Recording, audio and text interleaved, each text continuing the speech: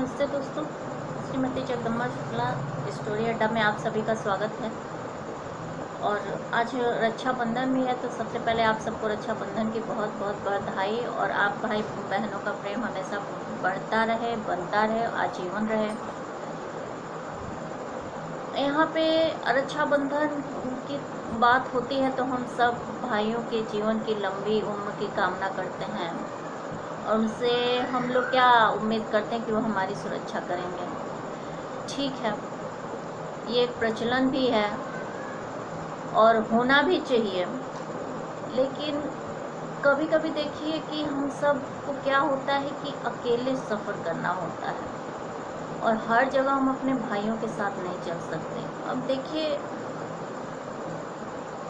मुझे तो भाइयों का बहुत प्रोटेक्शन था, ये ओवर प्रोटेक्शन ही बहुत हानिकारक मेरे लिए हो गया था। काफ़ी टाइम तक तो हम कुछ जानते ही नहीं थे। जब खुद लड़ना सीखे तो पता चला कि बाहर का भाव क्या होता है। तो ये भी ठीक नहीं है, लड़कियों को खुद शुरू से चलने देना चाहिए, करने देना चाहिए। वो गिरेगी, उठेंगी, थोड़ा समझदार होंगी। तो यहाँ पे एक दमयंती नाम की महिला की कहानी है जो काफ़ी स्वाभिमानी हमें दिखी। ये एक हर बात सही हो ये जरूरी नहीं है। कुछ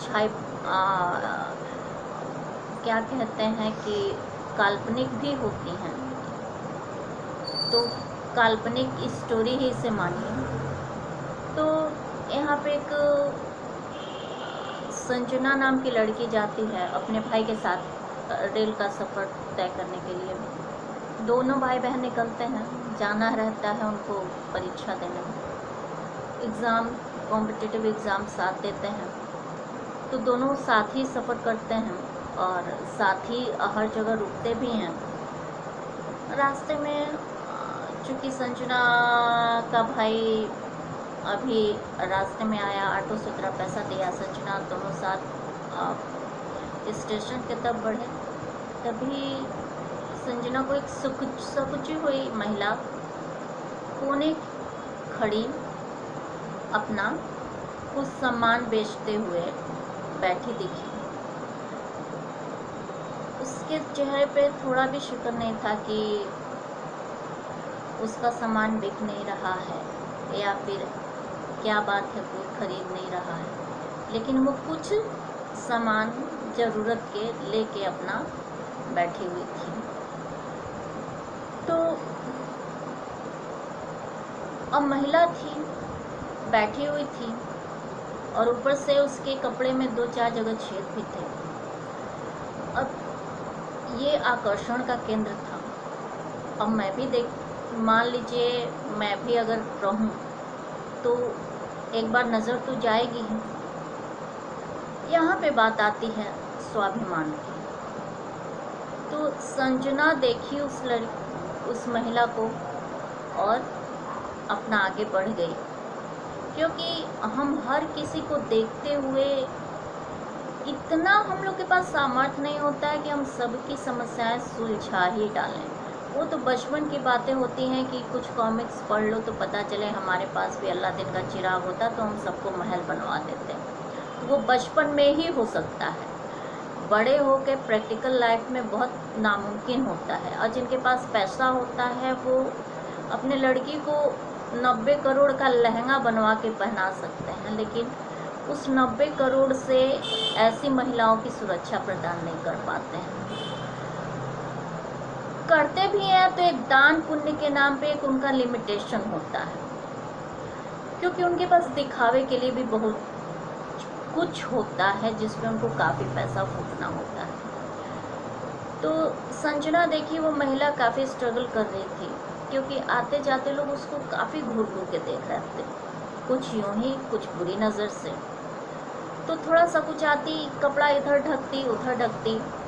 अब उसी में उसका काफ़ी टाइम, अब वो अपना मार्केटिंग कैसे करे। कुछ कपड़े लेके बैठी हुई थी पुराने और कुछ बर्तन ऐसे एक कोने में बैठी हुई थी। या तो उसको कहीं कुछ पकड़ना था ट्रेन, या फिर बेच रही थी। अब हुआ क्या, संजना काफ़ी देर तक देखती रही कि ऐसा उसके साथ क्या हो रहा है। फिर संजना का भाई टिकट लेके आया, वो दोनों उस बात को वहीं संजना छोड़ चली गई, आगे बैठ गई। बोगी उसका रिजर्व था, वहाँ पे वो बैठी, देखी कि वही महिला फिर थोड़ी देर बाद उसी बोगी में चढ़ी और पुणे आके बैठ गई, अपना सामान पैक करके वहाँ पे बैठी हुई थी। अब क्या था, वो जहाँ बैठी थी वहाँ 4 लोग घेर के बैठ गए। अब एक महिला अपना प्रोटेक्शन कैसे करे, कितना बड़ा मुश्किल काम होता है।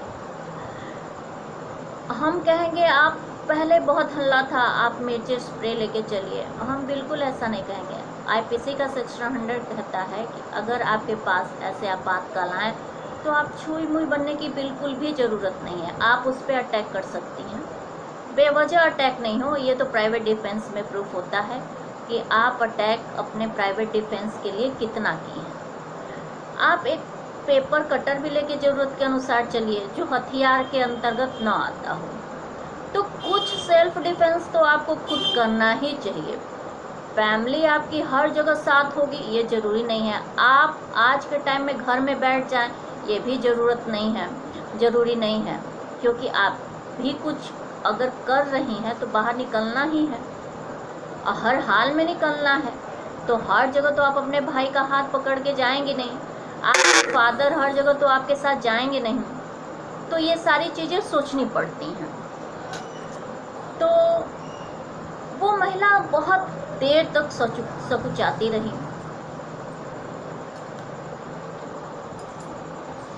अब थोड़ी देर बाद क्या हुआ कि टीटी भी आता है, पूछता है कहाँ तक चढ़ेगा। तो कर बस बाबूजी थोड़ी दूर चढ़ल हैं।